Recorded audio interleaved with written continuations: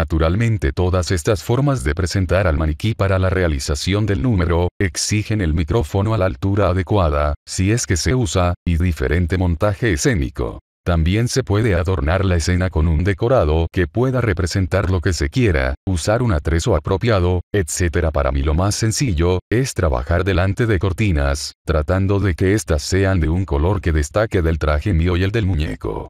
Con un fondo de poca cámara, se gana en sonoridad y hay que esforzarse menos. Una buena iluminación del sitio donde se ubica el artista y un buen micrófono a punto son todo lo necesario, y ni resulta caro ni complicado de montar. Todo lo que el artista ha de llevar es el muñeco en la maleta.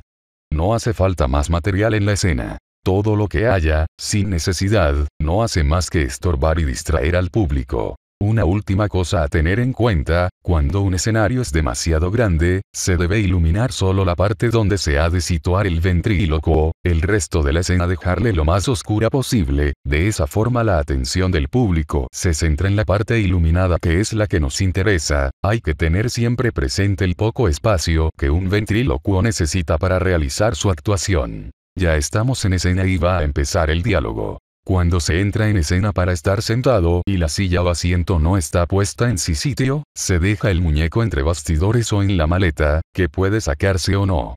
El artista coloca la silla y el micro en la ubicación adecuada y va a por el muñeco, que se coloca en las manos rápidamente, de modo que cuando se salga a escena ya tenga vida y se sienta, comenzando el diálogo, precediéndolo de la presentación.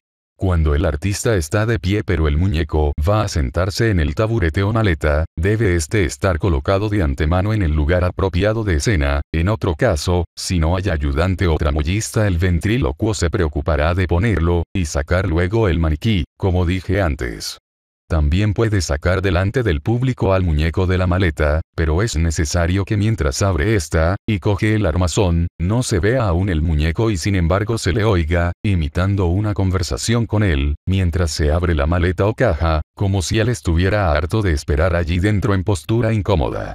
Frases como "ya era hora de que me abrieras", "aquí hacía mucho calor", "creí que te habías olvidado de mí", etc. se dejarán oír en voz ventriloquial como si el muñeco las dijera desde el interior.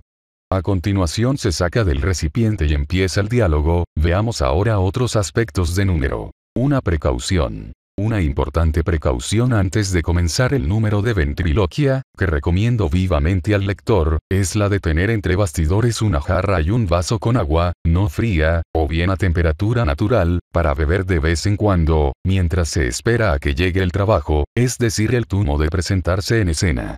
Y en el último momento, mientras se anuncia por el presentador nuestro número, bebemos despacio un gran sorbo de agua, paseándola por toda la boca, antes de tragarla. Eso nos deja toda la cavidad bucal fresca para trabajar y la voz ventriloquial sale más fácilmente y con menos esfuerzo. El final del número. El principio es importante, pero el finalizar con apoteosis nuestra actuación es de similar importancia. Por ello hay que procurar que cierre adecuadamente y realzando al máximo el efecto del acto ventriloquial que hemos presentado. Se puede terminar de varias maneras. 1. El muñeco, un niño, es obligado a despedirse y parece no querer, el ventrílocuo insiste y se retira con el muñeco que se vuelve hacia el público, gritando que no desea irse, que volverá otro día, etc. En esta discusión, en que se juega a base de distintos tonos de voz ventriloquial, se aleja el artista, mientras cae un telón. Si lo hay. 2. El maniquí es, igualmente niño o niña, y el artista le dice que para irse tiene que despedirse adecuadamente. Mientras el artista se aleja, con el muñeco en brazos, este se vuelve cara a los espectadores, diciendo adiós señoras, adiós caballeros, adiós niños, adiós niñas, adiós militares sin graduación, adiós, adiós, y se aleja el artista. 3. Puede dar al final una respuesta descarada al artista, quien aparentemente enfadado, decide encerrar en la maleta al muñeco con energía, mientras este protesta con frases un poco airadas. Finalmente, el artista cierra la maleta y se oye aún, con voz ventriloquia encerrada, las quejas del muñeco, hasta que al final, dice adiós a los espectadores. Tras la promesa del ventrílocuo de que en una próxima sesión lo sacará y no lo encerrará como hoy. 4. Otra forma de acabar es la de que el muñeco cante una canción conocida y popular y con las últimas estrofas, más agudamente entonadas, se aleja el ventrílocuo llevándose al muñeco, quien entre bastidores sigue aún cantando unos segundos. También cabe que alargue la última nota, antes de retirarse ambos y al acabarse el sonido, se inclinan para recibir el aplauso del público. En líneas generales, el final ha de ser algo apoteósico, donde tanto el artista como el muñeco parezcan realizar su labor más difícil, mientras recogen el aplauso. La sesión al aire libre. Solo diré que nunca debe darse una sesión al aire libre, donde el sonido se escape y haya que hace un esfuerzo sobrehumano para que se oiga, se entienda y se valore la voz ventriloquial. Y los efectos acústicos.